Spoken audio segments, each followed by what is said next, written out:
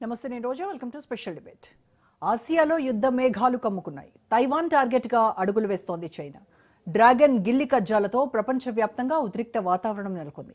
తైవాన్ను రక్షించేందుకు తాము వెనకాడబోమంటూ జపాన్ ప్రధాని తకాయిచి చేసిన వ్యాఖ్యలు చిచ్చురేపాయి. దీనికి ప్రతిచర్యగా చైనా తన సైనిక బలగాలను తైవాన్ చుట్టూ భారీగా మోహరించి జస్టిస్ మిషన్ 2025 పేరుతో యుద్ధ విన్యాసాలను ప్రారంభించింది.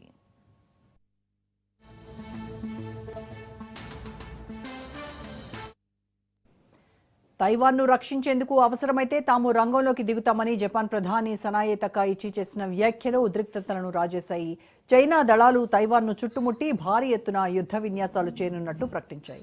ఇప్పటికే ఆ దేశ వాయుసేన, నేవీ, రాకెట్ ఫోర్స్ దళాలు తైవాన్ సమీపంలోకి తరలించే పనిలో బీజింగ్ నిమగ్నమైంది. జస్టిస్ మిషన్ 2025 పేరిట తైవాన్ జలసంధిలో యుద్ధ విన్యాసాలు చేయనున్నట్టు PLA Eastern Theatre Command senior colonel Shi ప్రకటించారు. సముద్ర, గగనతల యుద్ధ సన్నద్ధతను పరీక్షించుకోవడం, ద్వీప సమూహాల బయట బ్లాకేడ్స్ నిర్వహించడం వంటివి చేయనున్నట్టు చెప్పారు. తైవాన్లోని వేర్పాటువాద శక్తులకు బలమైన హెచ్చరిక అన్నారు. జాతీయ సమైక్యత, సార్వభౌమత్వాన్ని కాపాడుకోవడానికి చైనా తగిన చర్యలు తీసుకుంటుందని స్పష్టం చేశారు కర్నల్ షీ.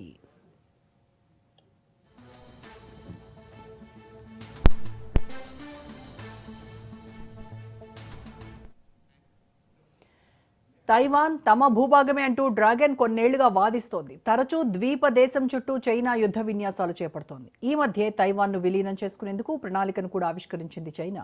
వాస్తవానికి ఫస్ట్ ఐలాండ్ చైనాగా వ్యవహరించే ప్రదేశంలో తైవాన్ ఉంది. ఈ ప్రదేశంలో ఉన్న జపాన్, ఫిలిప్పైన్స్, వియత్నాం దేశాలకు అమెరికాతో బలమైన సంబంధాలు ఉన్నాయి. తైవాన్లోని సెమీ కండక్టర్ పరిశ్రమపై ఈ దేశాలు భారీగా ఆధారపడి ఉన్నాయి. ఇక్కడ అమెరికా దళాలు కూడా ఉంటున్నాయి. తైవాన్ ఆక్రమణ జరిగితే అమెరికా టెక్నాలజీతో చేసిన ఆయుధాలు చైనా చేతిలోకి పోతాయి.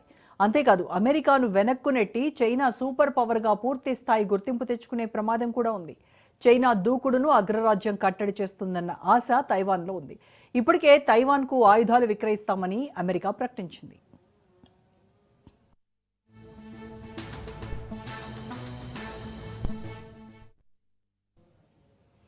తైవాన్ చుట్టూ ఉన్న ప్రధాన ఓడరేవులను దిగ్బంధించడం, బయట దేశాల నుంచి సాయం అందకుండా అడ్డుకోవడం, క్షిపణి వ్యవస్థల పనితీరును పరీక్షించడమే జస్టిస్ మిషన్ 2025 ప్రధాన లక్ష్యం. అందుకే తైవాన్ చుట్టూ 5 వ్యూహాత్మక ప్రాంతాలలో చైనా లైవ్ ఫైర్ విన్యాసాలు నిర్వహిస్తోంది.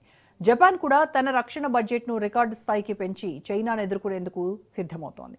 దీంతో అగ్రరాజ్యాల పోరు ఎటు దారితీస్తుందోనని ప్రపంచ దేశాలు ఆందోళన చెందుతున్నాయి.